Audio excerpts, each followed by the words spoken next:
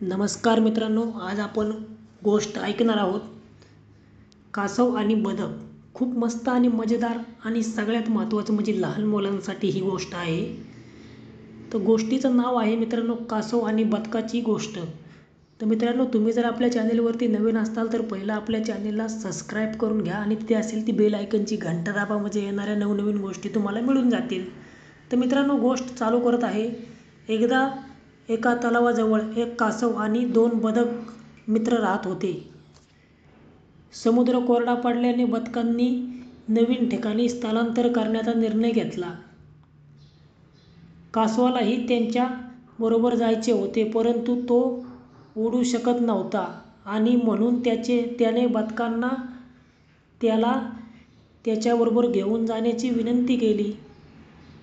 बदकांनी त्याला समजून घेतले आणि त्याला सोबत घेऊन जाण्याचा निर्णय घेतला. त्यांनी आपल्या चोचीत एक काठी धरली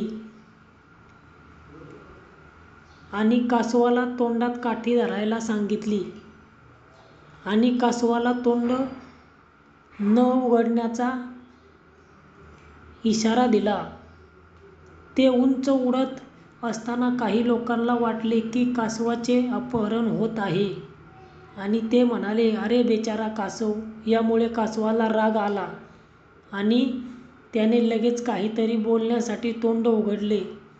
तोंड उघडल्यावर कासव जमिनीवर पडले आणि मरण पावले. तर मित्रांनो, या गोष्टीचं शिकण्यासारखं काय आहे की बोलण्यापूर्वी विचार करा, सूचना नीट ऐकून त्याचे पालन करा. तर मित्रांनो, आजची गोष्ट संपली. अशाच नवनवीन गोष्टी लहान मुलांच्या शिकण्याच्या जर तुम्हाला ऐकायच्या असतील तर मित्रांनो, आपल्या चॅनलला पहिले सबस्क्राईब करून घ्या आणि ते असेल ती बेल आयकनची घंटा दाबा, म्हणजे येणाऱ्या नवनवीन गोष्टी तुम्हाला मिळून जातील.